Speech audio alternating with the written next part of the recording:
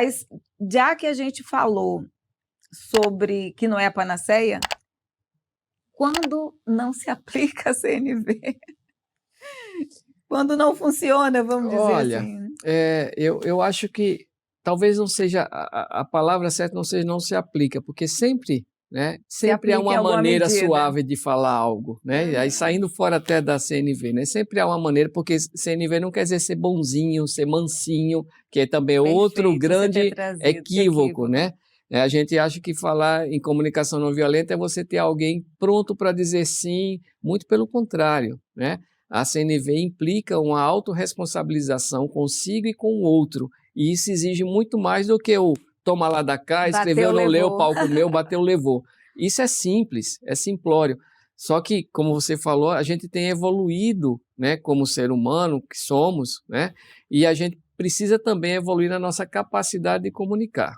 Agora, você falou das relações pessoais e todos nós vivemos conflitos, todos nós temos problemas com pessoas próximas, não tão próximas. Em que situação, né,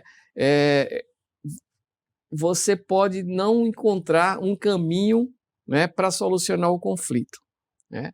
Existem situações que isso não pode acontecer. O que é que eu digo? Que nessas situações, se você empreendeu, se você trabalhou com autenticidade, com empatia, tentou olhar o outro, tentou expressar o que você sente a partir de observações, falar sobre o que você sentia, explicitar a sua necessidade, fazer todo esse caminho desse processo, né, isso requer habilidade, e não conseguiu, eu acho que nem sempre, né? Lembra que eu falei que assim, a gente é responsável pelo que a gente fala e a forma que a gente fala. O que vem do outro, né, é responsabilidade do outro. Às vezes o outro não está aberto. Né? Por melhor que seja a sua intenção, por melhor que tenha sido o seu caminhar, né, para tentar fazer essa construção. Eu acho que até aí, né, embora, digamos, a relação propriamente ela pode não chegar a um bom termo, ou a sua própria consciência do caminho que você fez, da possibilidade de conectar com o outro, mesmo que frustrada, né, o seu permanecer, o seu silenciar, muitas vezes ele vai acontecer de uma maneira mais tranquila, né?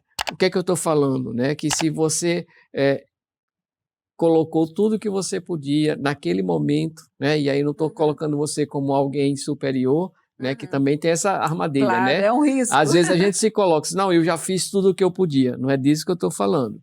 Eu estou falando de você, de fato, legitimamente, autenticamente ter empreendido, né, o que estava ao seu alcance no momento, de acordo também com as suas limitações, mas eu acho que essa saída honrosa que a CNV nos dá de ter a tranquilidade, de acordo com o meu nível de consciência, de ter tentado aquilo que era possível para mim.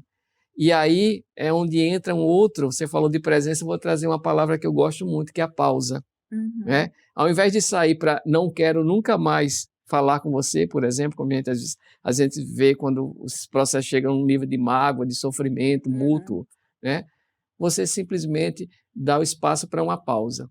E a pausa, aí trazendo um pouco do yoga, né? A pausa é algo extremamente potente, né? Um dia depois de uma noite, né? O espaço que a gente dá depois que a gente come, né?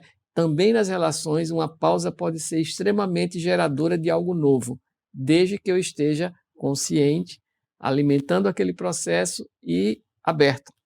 Eu posso querer uma pausa mais longa. Você pode querer uma pausa mais longa. Pela eternidade, mas enfim, mas que seja. É um caminho, são escolhas, mas assim, independente do tamanho da pausa, eu acho que o que vai fazer diferença é o seu nível de consciência, onde que eu estou nesse processo. Não, fundamental. Eu acho que você sai transformado, mesmo que o resultado não seja o esperado ou o desejado. Se você conseguir pacificar você mesmo no meio de tanta turbulência, você já saiu ganhando, ainda que possa externamente ter perdido, porque aquela situação ela se tornou irremediável, de alguma maneira. Uma única coisa que eu diria, porque o conflito, de fato, assim como a gente falou sobre as nossas lentes, né? E no conflito, normalmente, as nossas lentes estão mais embaçadas, né? eu acho que convém aí um pouco mais de esforço para ver o quanto que eu de fato me disponibilizei para enxergar esse outro.